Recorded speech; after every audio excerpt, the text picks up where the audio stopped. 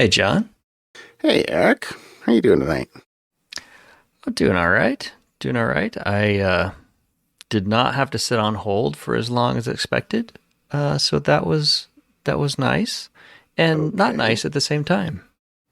On hold Uh, for...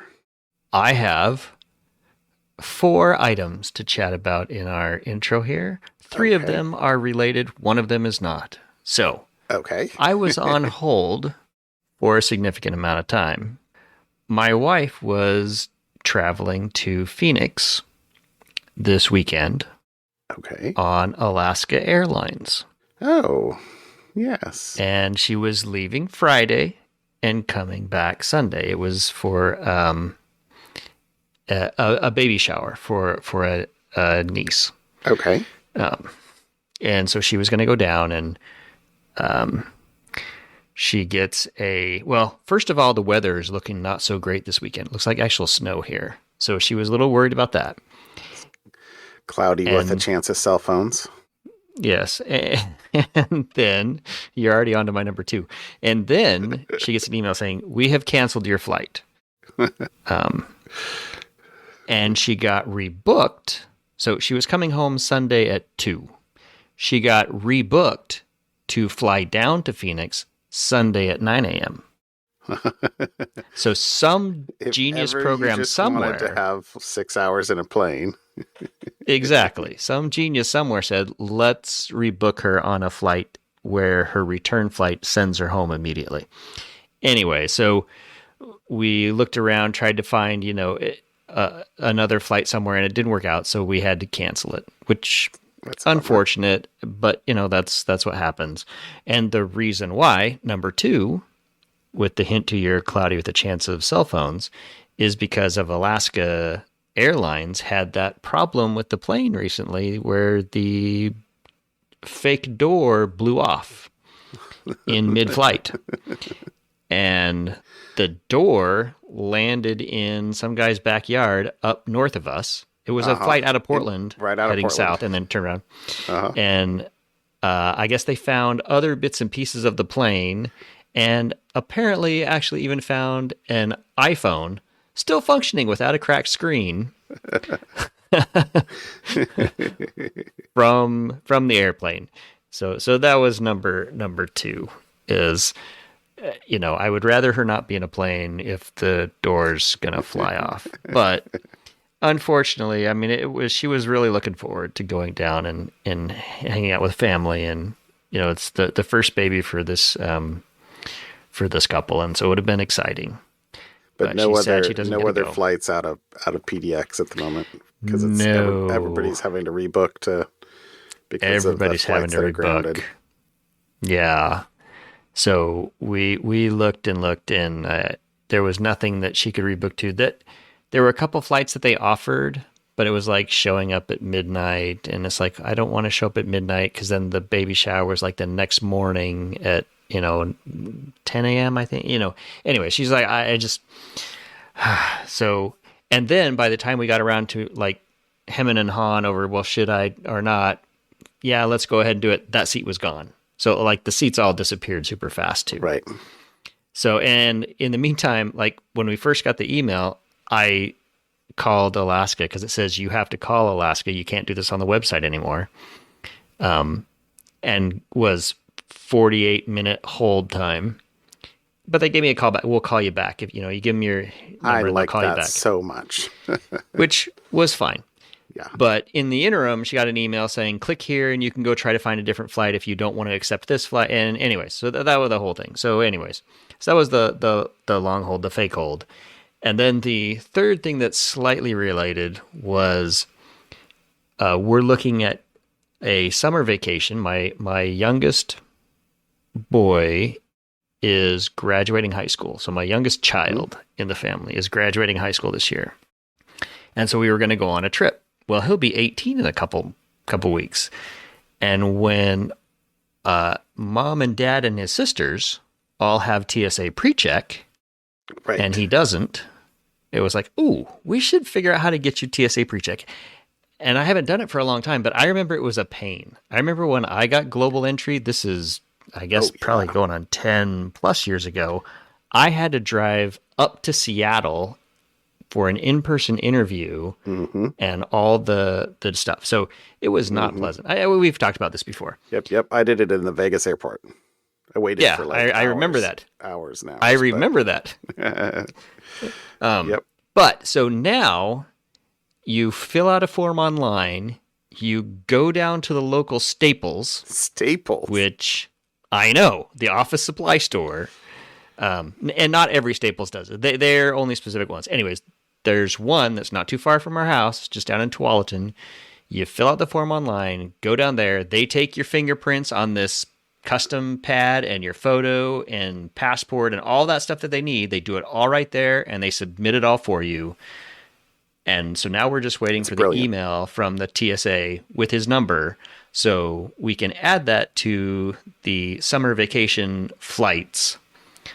Also on Alaska, fingers crossed. So that we can all march through TSA pre-check together and not have one lone stuck out. So do you have to be 18 to get TSA pre?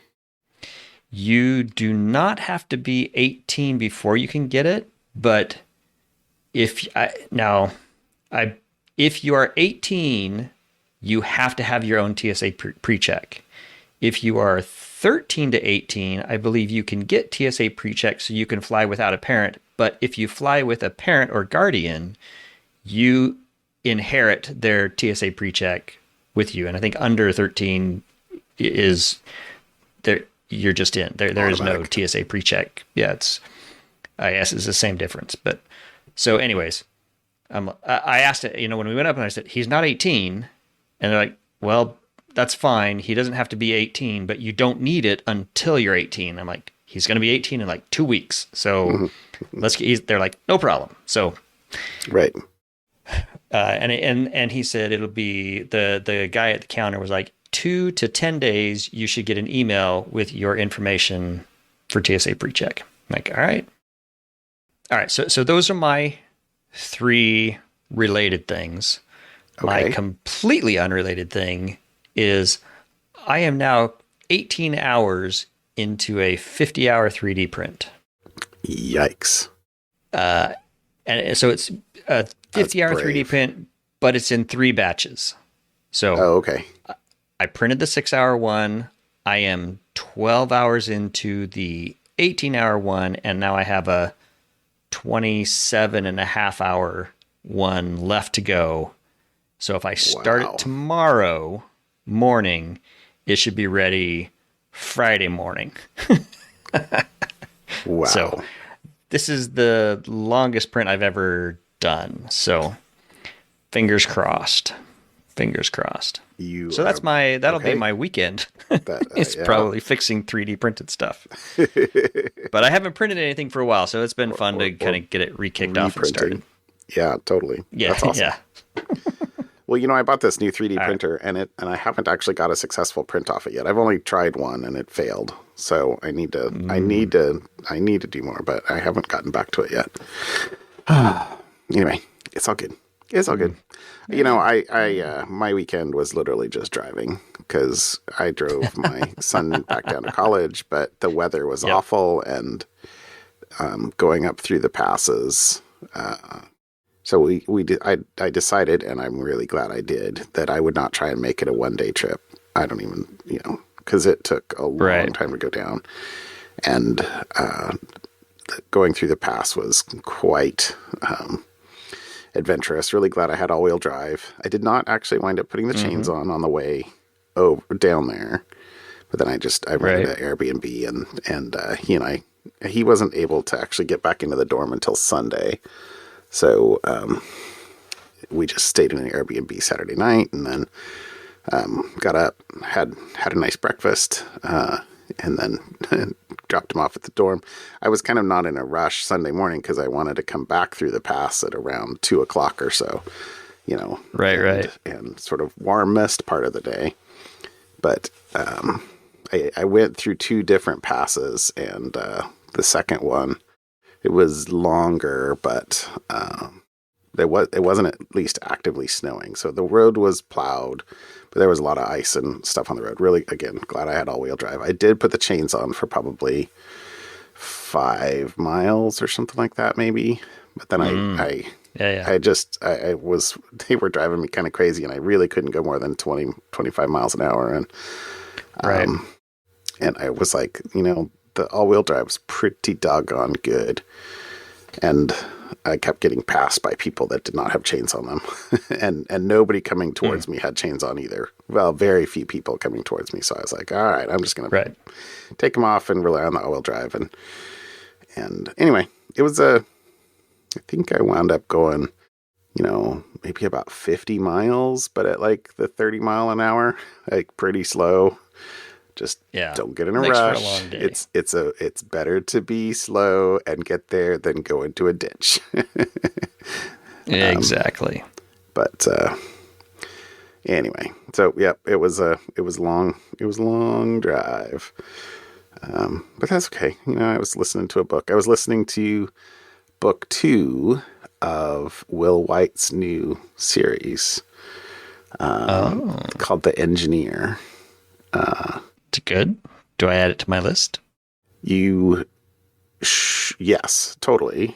Okay. I forget what the name of book 1 is though, but it's kind of a space-based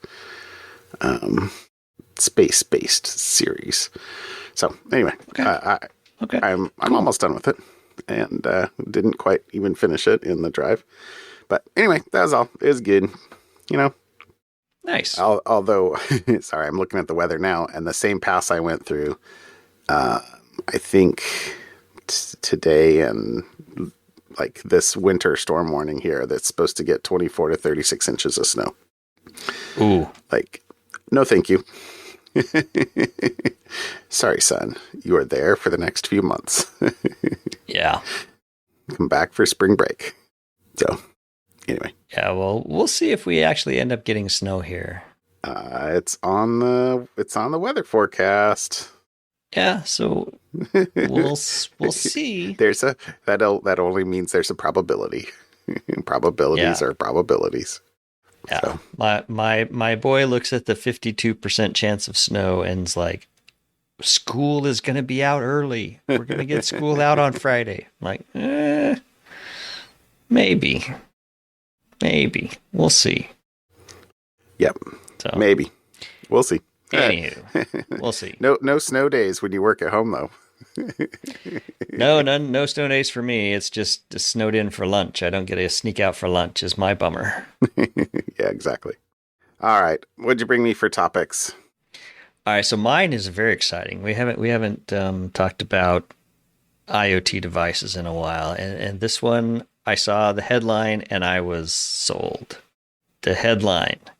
Hackers can infect network-connected wrenches to install ransomware. Wrenches. I Yes. didn't know there were network-connected wrenches. Well, apparently, researchers didn't just find one bug. They found 23 vulnerabilities that could allow hackers to sabotage or disable a popular line of network-connected wrenches that factories around the world use to assemble sensitive instruments and devices. So the wrench is the Bosch Rexroth handheld nut runner. That's the name of the wrench, the nut runner. So it's a cordless device, and it wirelessly connects to the. I'm paraphrasing the paragraph now. It's a cordless device, wirelessly connects to the local network of the organization that uses it, and allows engineers to tighten bolts and other mechanical fastenings to precise torque levels that are critical for safety and reliability. Right? You fasten the bolt. Okay. So this is like automation, automobiles, airplanes. Nod to the bolts that fell apart in the Alaska thing. They maybe were using this. No. Right. If the fastening too loose, then stuff happens. If it's too tight, then threads can fail, torques, all that stuff. The nut runner provides a torque level indicator display that's backed by a certification from the Association of German Engineers and adopted by the automotive industry in 1999. The Nexo OS is the firmware that runs on the devices, can be controlled using a browser-based management interface. So, I always wanted to SSH to my wrench. Exactly. I want to know, the research is security researchers from the firm Nozomi. I want to be in the meeting where someone says, you know what we should try to see if we can hack? Wrenches. And the other guy, exactly. Let's go find some wrenches and hack some wrenches. Wow. That would be awesome. Anyway, so they found that they could hack the wrenches with the vulnerabilities and then either disable the devices or cause them to tighten things too tight or loose. So you can imagine chaos that would ensue if, the bolts that held your wheels on your car fell out. I don't, Yeah. Who knows? No, though, I mean, the thing that reminds me of, I mean, this is obviously torquing there's lots of reasons why you use a torque wrench, but, whenever I'm on a roller coaster, which I haven't been on for a number of years at this point, I guess, you're sitting in the chair or in the cab or whatever it is that you're in and looking at the big bolts holding together the structure that you're about to go on. And, right. Every one of the bolts has like a little red or yellow, little glob of something that is meant to kind of go on to both the nut and the threads so that if ever the bolt or the nut starts loosening, it'll break and, it's easy to inspect and see if there's been any movement. And, I don't know. Torque's important. Yeah. So the vulnerabilities range the CV rating from 5.3 to 8.8. So some pretty bad. But the article actually does admit the fact that it's unlikely, and I'll read, that the vulnerabilities will ever come under mass exploitation. Ransomware attackers who manage to get a foothold on a network likely have more effective means to elevate their privilege and cause outages or destructions. Wrenches are probably not their primary target. Anyways, whatever the likelihood, maybe it's just a work stoppage idea or something. So, yeah, I wonder who makes. Be careful Nexo what you internet OS. enable. I'm assuming Bosch, because the Bosch officials who own the wrench emailed a statement to the article. I think it's a Dan Gooden article in Ars Technica. Emailed him with the usual lines about security being a top priority. So it's basically just a Linux distro, is what you're saying. Effectively, I'm guessing. It's not like they're running Windriver or what's that other one? Green something. Yeah, I don't remember what it was, but probably. Or it could be a completely custom one. Who knows? I don't know what Nexo OS is either. Anyways, there's your entertainment for today. Ransomware hacked wrenches are a thing. Denial of wrench. All right. That's great.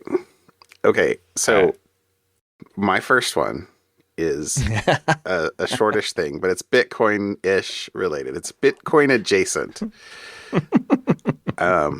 So I don't know if you saw this, but the SEC, the official SEC account, the Securities and Exchange Commission, their Twitter account, I just cannot say X account.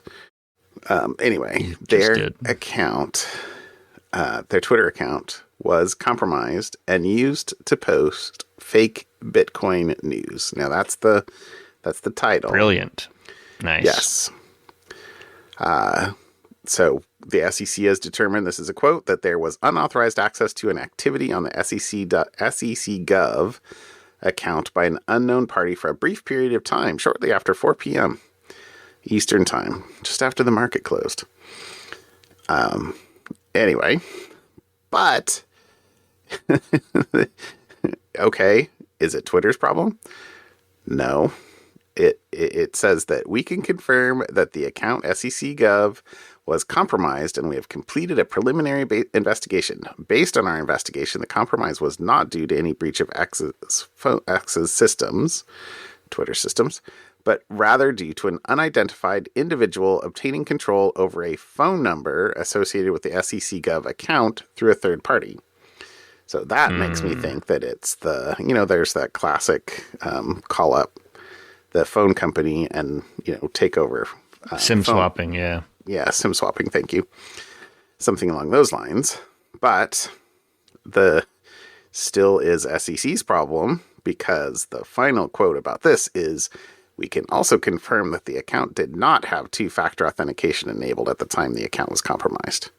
Boom. How do you not have two-factor authentication on an official account at this point in time? That is mystifying. It's working at the speed of government. I don't know. But, okay. So it's SEC's fault.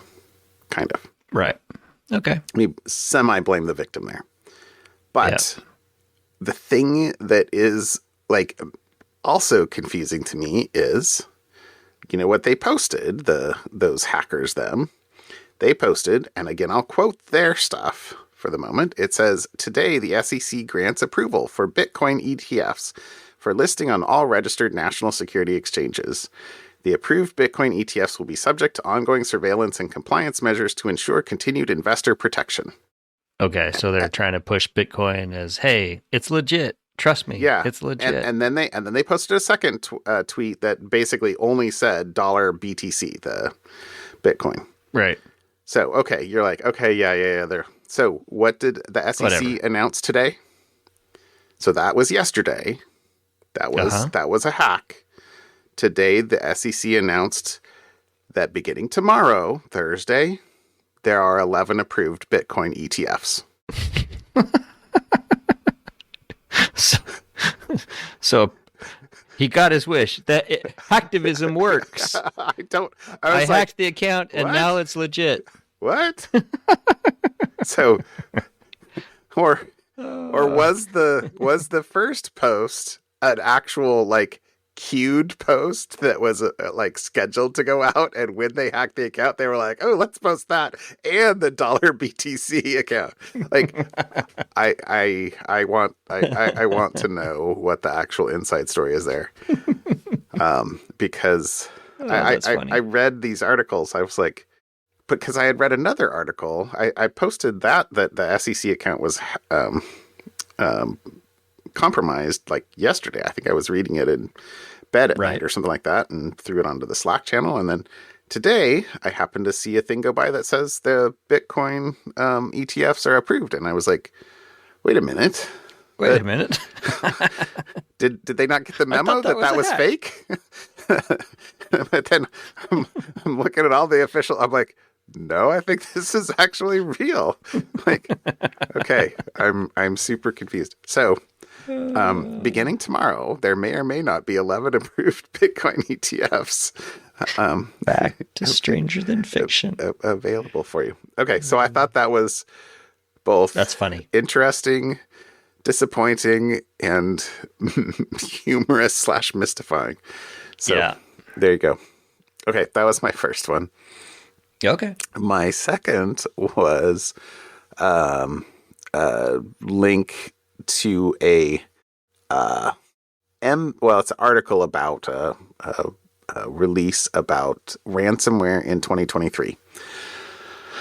So the article I'll post in here is for a Register article. Okay. But MSysSoft is the company that did the report. Okay. And the sort of controversial thing about this, it's a report on comparing, compromised government or public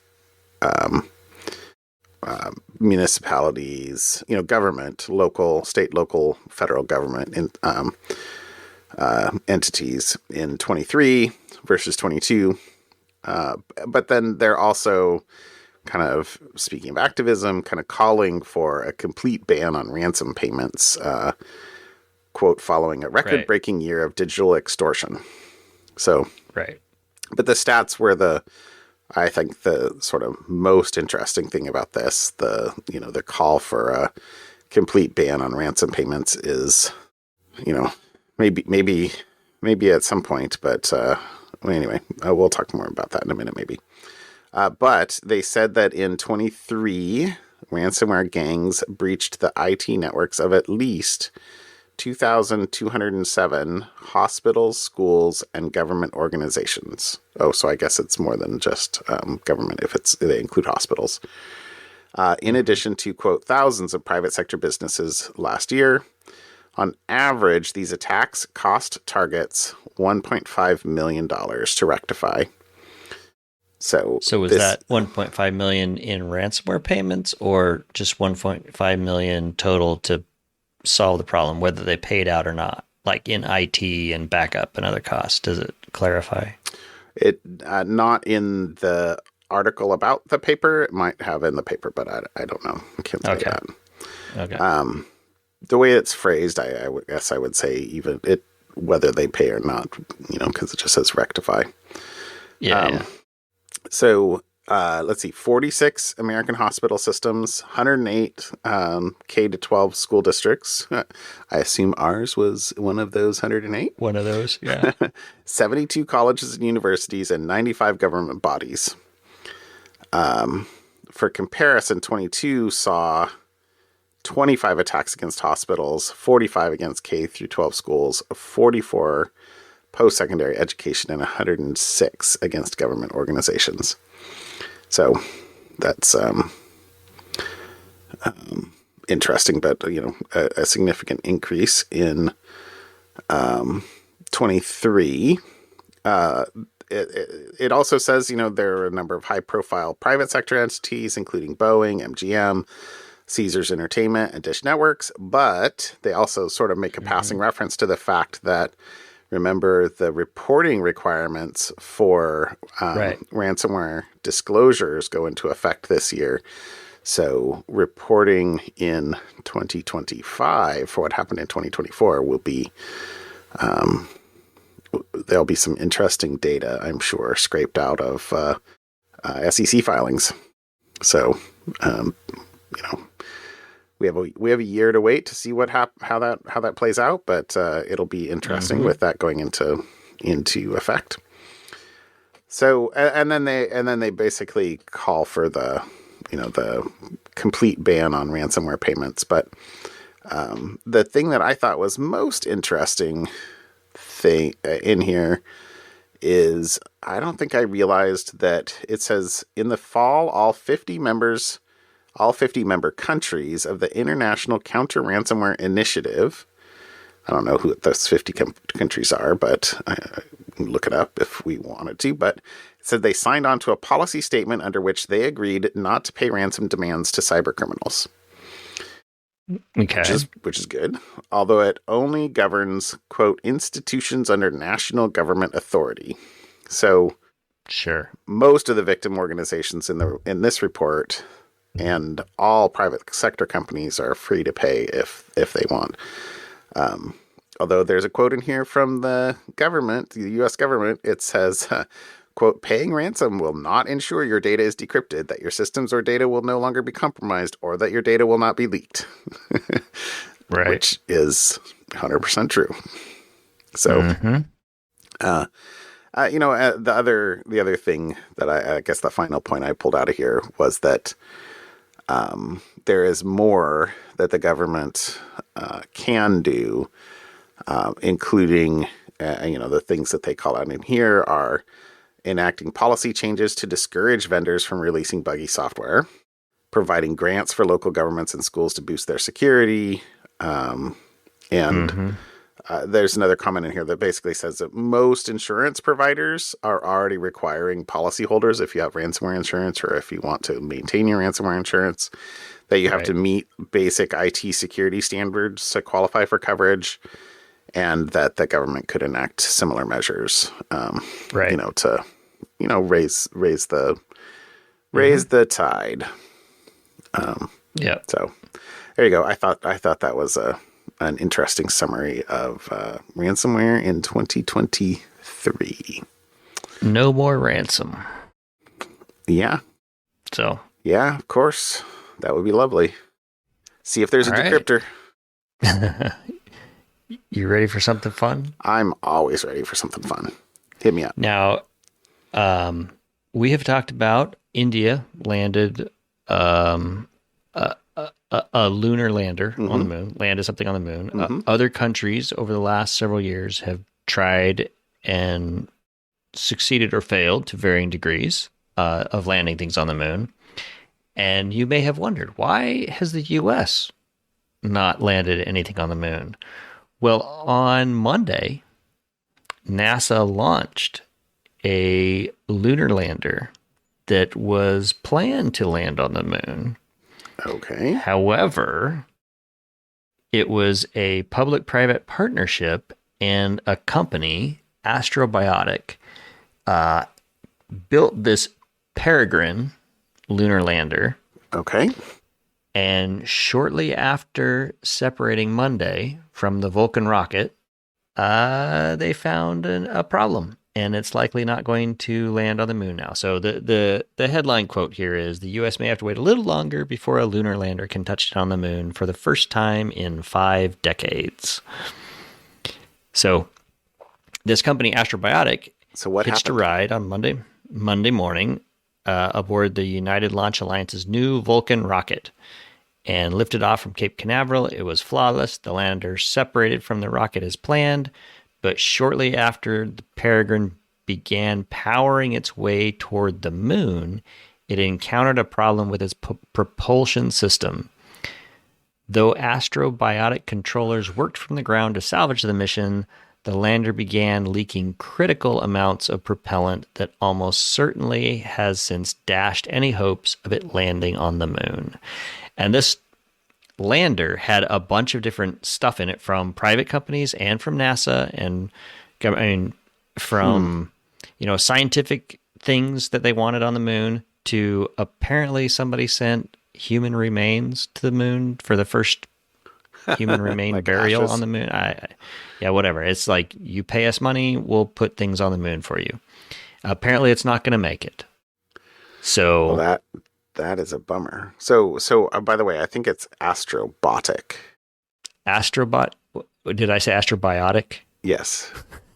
Like Astrobot. I think, yeah, Astrobotic. Correct. Thank you. So they're trying to make this hey, you can choose to send something. It's a moon delivery as a service. Yes. And what's fun is they actually posted all their updates and were very open about what was going on as they knew it on Twitter. And so they would post, here's the propellant leak, here's what the thing, we don't believe it was caused by separation. And so they were hoping to keep it going, and apparently it's not going to make it now. So the batteries are dying, and it's in an uncontrollable tumble. So, hopefully it wasn't that expensive stuff that everybody put on there. Although I don't know how you get, now your human remains are going to be buried just in space now. So anyways, there you go. The U.S., in its first attempt to put a lander on the moon, like many other countries, has now also failed. But not as spectacularly as some others. Yes.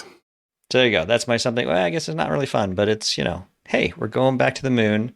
Because looking at this, we do have, I just saw that the mission to send humans to orbit the moon by the end of this year got pushed back to September of 2025, and landing on the moon is now in 2026. So we're actually going to send humans to the moon again, apparently. Okay. So we can't get a lander there yet, but next year we're going to send humans to orbit, and 2 years from now we're going to put people on the moon again. I look forward to that. We'll fake it again. I don't know. One or the other. Huh. That was a long pause. Sorry, I'm reading the updates out here on the Peregrine mission. Yeah. As of today, they said that they are 80% of the way to the lunar distance. They've been in space for 55 hours. Although they're approaching lunar distance, the moon won't be there because they're planning on looping back around the Earth and then getting out to not hit the moon, I guess, but well, maybe I guess if they're landing, I guess they're hitting the moon. This says, though, Peregrine continues to leak propellant but remains operationally stable and continues to gather valuable data. We estimate we will run out of propellant in about 35 hours. An improvement on yesterday's update. Oh. The team is working around the clock to generate options to extend the spacecraft's life. Okay. So, okay. Well, there you go. Okay. All right, there's my something. Anyway, that is definitely fun. That is definitely fun. All okay. Right. So, did you have a Nintendo NES when you grew up? No. What was the first one we had? Was it NES? I just remember we played one game and it was Contra 3 or something like that. And it was, hit the right buttons right way. Yeah.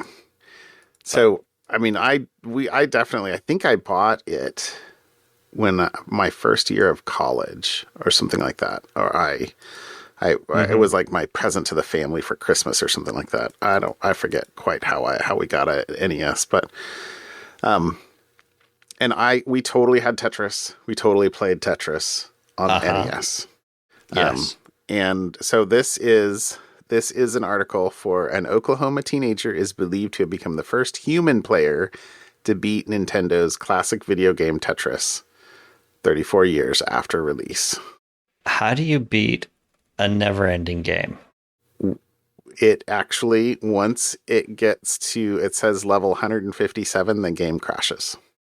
Oh, so beating the game is just outlasting the game. Yes. Make the game die before you do. Yes. Okay. So. Exactly. Exactly right.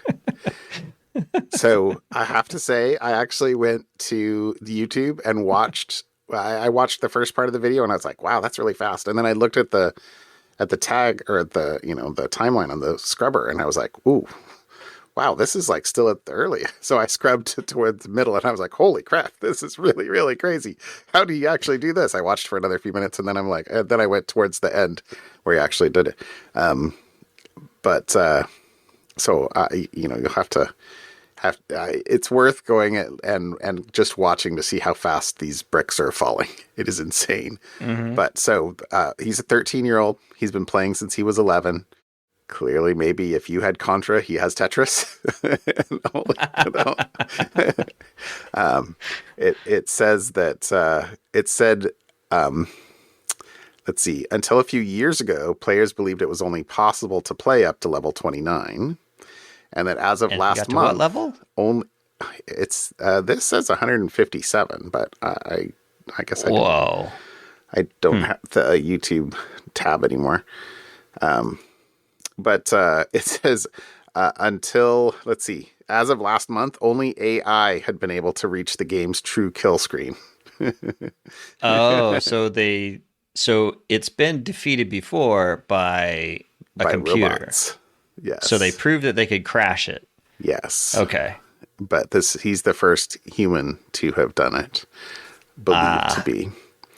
Okay. So, and good on you. And he's totally, he's totally a 13-year-old kid, like totally cute, totally like I can't, he as soon as it crashes, he like freaks out. He like goes back there. He's like, I'm gonna pass out. I can't feel my fingers.